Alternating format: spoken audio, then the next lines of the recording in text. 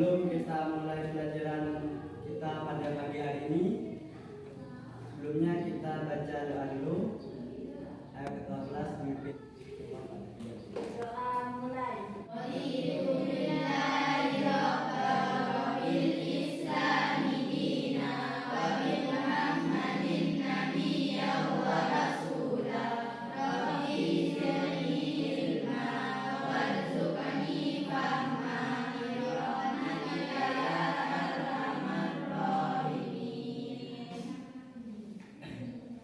Selanjutnya saya absen dulu ya.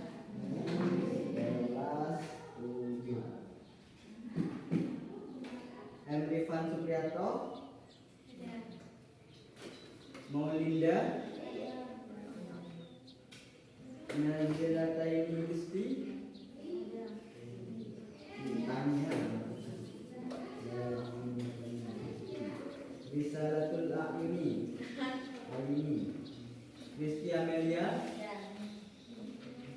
Saiful Bahri, Cindy Amaliatul Jannah.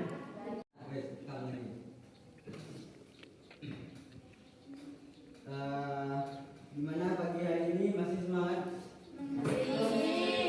Masa jam pertama udah semangat. Kita melanjutkan bab kemarin ya. Setelah kita lalui bab 2 kemarin, kita lanjut bab 3 yaitu tentang sholat dan zikir. Buka bukunya halaman 55. Coba dibuka bukunya halaman 55. Gimana? Ketemu? Nah, jadi pada bab kali ini kita akan belajar tentang sholat dan zikir. Setiap hari kalian semua sholat kan? Dalam sehari sholat yang wajib kita lakukan ada berapa kali? 5. Apa saja? Subuh, asar, maghrib, isya, subuh. Jadi dalam satu hari kita diwajibkan untuk sholat selama 5 kali. Itu sholat wajib. Selanjutnya tentang zikir. Nah, nanti zikir kita bahas ya. Pengertian sholat, apa itu sholat? Doa. Sholat secara bahasa itu adalah doa. Sholat itu sebuah perkara yang diawali dengan takbir dan diakhiri dengan salam. Itu yang dinamakan sholat. Sholat itu secara bahasa artinya doa atau meminta kebaikan. Itu sholat. Secara istilah, sholat itu adalah setiap perbuatan atau sebuah perbuatan yang diawali dengan takbiratul ihram dan diakhiri dengan salam. Itu sholat. Kenapa kita harus melaksanakan sholat setiap hari? Kenapa? Ada yang tahu? Karena diwajibkan. Apa lagi? Apa? Ada yang tahu? Karena sholat itu adalah salah satu penguat agama kita. Ada sebuah riwayat ya, yang diriwayatkan oleh Al-Baihaqi meriwayatkan sebuah hadis yang bunyinya gini. As-sholatu imam apa? Yang tahu? As-sholatu imaduddin, atau yang artinya sholat itu adalah tiangnya agama. Ibaratnya sebuah bangunan ya, sebuah bangunan tanpa adanya tiang-tiang yang menyangga ya, bangunan itu roboh apa enggak? Roboh. Pasti akan roboh. Sama juga dengan sholat. Sholat itu adalah tiangnya agama. Jika kita tidak sholat, maka agama ini akan cepat hancur. Kekuatan kita sebuah kewajiban yang harus kita laksanakan. Sholat adalah sebuah perkara yang apa ya? Kalau diistilahkan itu wajibnya itu wajib banget gitu. Tidak ada negosiasi dalam sholat. Contohnya, yang pertama, jika rukun Islam itu ada berapa? 5. Syahadat, 2, salat, 3, 4, puasa, 5, bagi yang mampu. Nah, kita lakukan yang pertama. Yang pertama adalah syahadat. Kita tiap hari anggaplah kita sudah baca syahadat, otomatis kita sudah masuk Islam. Ada Islamnya bawaan. Contohnya Islam bawaan itu kayak kita ini, Islamnya bawaan dari orang tua kita. Yang kedua, sholat. Yang ketiga, kita loncati dulu lah sholat. Kita bahas zakat. Zakat itu diperuntukkan untuk orang-orang yang mampu, kan? Jika tidak mampu mengeluarkan zakat, boleh nggak tidak mengeluarkan zakat? Boleh. Semuanya kita tidak mampu untuk mengeluarkan zakat, kita boleh untuk tidak mengeluarkan zakat. Yang keempat, puasa. Puasa jika kita sakit atau dalam perjalanan jauh, kita boleh tidak berpuasa apa enggak? Boleh. Yang kelima, haji. Haji ya, itu untuk orang-orang yang mampu. Jika kita tidak punya uang, kita tidak mampu untuk haji, kita diwajibkan haji apa enggak? Tidak diwajibkan.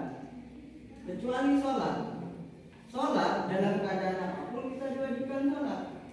Kita dalam perjalanan jauh, kita tetap wajib sholat.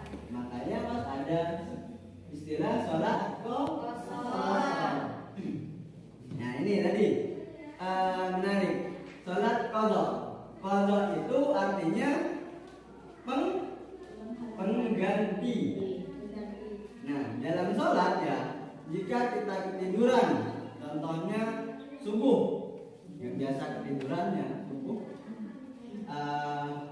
subuh kita ketiduran, bangunnya kelewat jam 6 pagi, waktu subuh sudah habis. Wajibkan qadha apa enggak? Wajibkan mengganti, mengqadha. Sakit kita tetap wajib sholat apa enggak?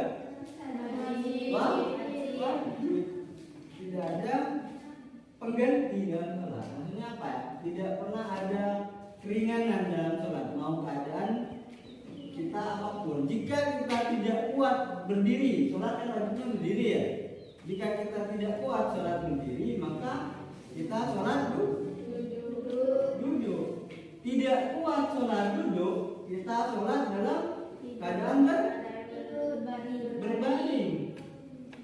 Masih tidak kuat berbaring ya, sudah berbaring mau gerakan badan sudah tidak kuat, kita sholat dengan isyarat. Isyaratnya apa? Terserah kalian. Selama badan ini enggak. Mungkin badan anggota badannya itu yang masih bisa digerakkan adalah mata. Jadi sholatnya kita menggunakan isyarat dengan mata. Contohnya kita sudah rebahan ya, sudah kuat banget sholat. Allahu Akbar, kalian dalam keadaan membuka mata, terus sujudnya agak dalam gitu. Yang penting niatnya, niat dan bacaannya kalian tidak diwajibkan melafalkan. Sudah. Kalau apa ya? Mungkin keringanannya itu cuma waktu pelafalannya saja.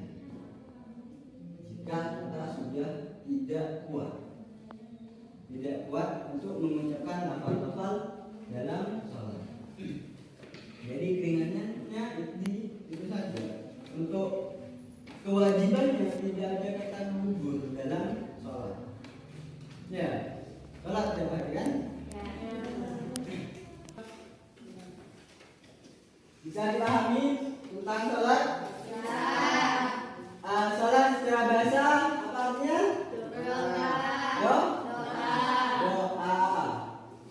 Sholat secara istilah artinya apa?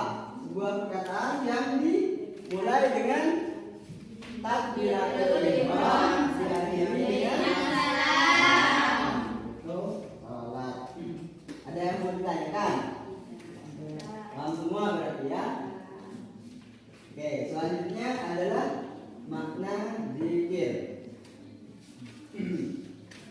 Zikir menurut bahasa adalah ingat, sedangkan menurut istilah diartikan dengan mengingat Allah. Itu zikir. Zikir itu biasanya kita lakukan setelah sholat, ya kan? Biasanya kita lakukan setelah sholat. Itu secara lumrahnya kita lakukan, secara apa? Kebiasaannya seperti itu. Zikir itu artinya mengingat Allah. Apa saja bacaan-bacaan zikir yang biasanya dilafalkan? Yang pertama ada tasbih. Apa tasbih? Gimana baca tasbih? Subhanallah. Yang kedua tahmid. Apa? Gimana baca tahmid? Alhamdulillah. Yang ketiga bacaan takbir. Gimana baca takbir? Allahu Akbar. Itu 3 bacaan zikir yang lumrah. Apa ya yang paling lumrah dilakukan setelah sholat? Ayo. Adapun cara-cara berzikir ya itu ada 3. Yang pertama adalah zikir dengan hati, yaitu bertafakur atau merenungkan ciptaan Allah. Contohnya seperti menikmati keindahan senja dengan mengagungkan ciptaan Allah gitu. Subhanallah, senja itu kok bagus banget. Subhanallah, ketika kalian naik ke gunung, subhanallah, begitu indah ini Allah gitu. Itu adalah bentuk zikir dengan hati, dengan bertafakur. Yang kedua adalah zikir dengan ucapan. Itu yang lumrah kita lakukan. Zikir dengan ucapan. Itu setelah sholat atau kalian ketika duduk menunjukkan sesuatu, kalian berzikir subhanallah, subhanallah, subhanallah, atau Allah Akbar, Allah Akbar. Itu berzikir secara ucapan. Yang ketiga adalah zikir dengan dengan perbuatan.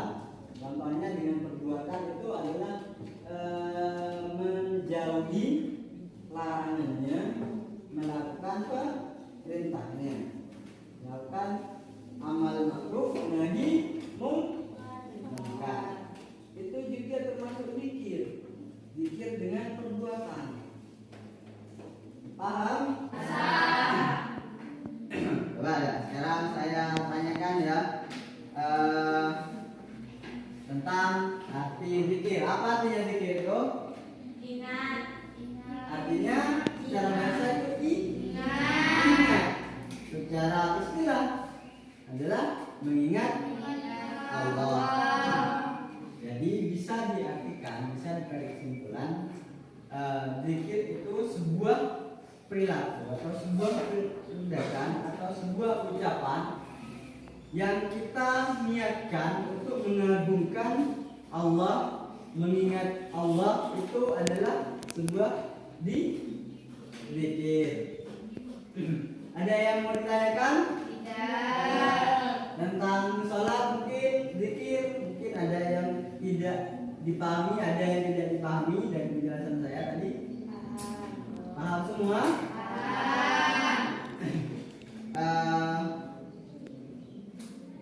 Ada tugas ya, kalian kerjakan di rumah. Karena waktu sudah habis, kalian kerjakan di rumah yaitu mencatat pembahasan tentang sholat dan zikir. Ya, akhirnya kita kumpulkan di pertemuan selanjutnya. Mungkin itu saja yang dapat saya sampaikan pada pertemuan hari ini. Kurang lebihnya mohon maaf. Wabillahi taufiq wal hidayah. Wassalamualaikum warahmatullahi wabarakatuh. Waalaikumsalam warahmatullahi wabarakatuh. Sebelum kita tutup pelajaran hari ini, alangkah baiknya kita tutup dengan membaca doa bersama-sama. Dengan membaca bacaan Alhamdulillah. Alhamdulillah.